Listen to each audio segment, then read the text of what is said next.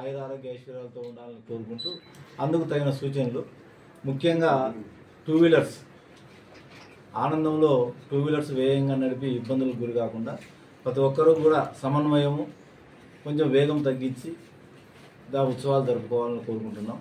అదేవిధంగా తాగి ఎట్టి పరిస్థితుల్లో కూడా బండి నడపడానికి వీలు లేదు.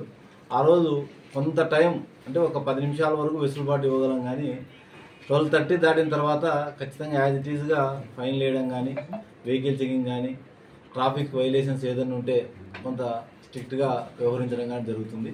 దీనికి యూత్ అంతా కూడా మరియు ప్రజలంతా కూడా సహకరించాలి. ఎందుకంటే దానివల్ల నష్టం జరిగితే వారికి వారి కుటుంబాలకి నష్టం జరుగుతుంది. మాకైతే దానివల్ల ఒరిగేది ఏం లేదు. కాకపోతే మీకు ఎవరికి కూడా ఆ నూతన సంవత్సరంలో ఎలాంటి ఇబ్బంది జరగకూడదనే ఉద్దేశంతో మన ఎస్పీ గారు ముఖ్యంగా నిన్న కూడా వచ్చినారు మన దగ్గరికి వచ్చి, ఆమె అందరికీ తెలియజెప్పండి, ప్రజలందరికీ కూడా వారి ఆనందానికి కానీ ఉత్సాహం కానీ మనం ఆటంకం కాదు. అదేవిధంగా వారి భద్రత కూడా మా బాధ్యత. మిమ్మల్ని భద్రంగా చూసుకోవాల్సిన బాధ్యత మాది.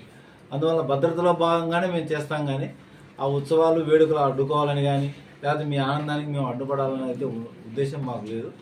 ఖచ్చితంగా మీరు తగిన సూచనలు సలహాలు పాటించాలని మరీ మీడియా మిత్రుల తరపున మేము విన్నవించుకుంటున్నాం.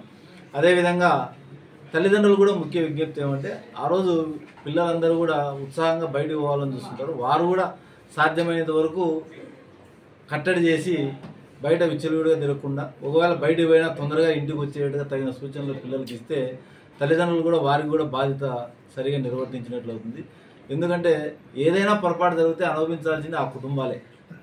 కాబట్టి కుటుంబ సభ్యులందరూ కూడా పిల్లల పట్ల జాగ్రత్త వహించి తల్లిదండ్రులు కూడా కొంచెం కఠినంగా వ్యవహరించాలని ఆ రోజు మేము తల్లిదండ్రులు మరీ విజ్ఞప్తి చేస్తున్నాం.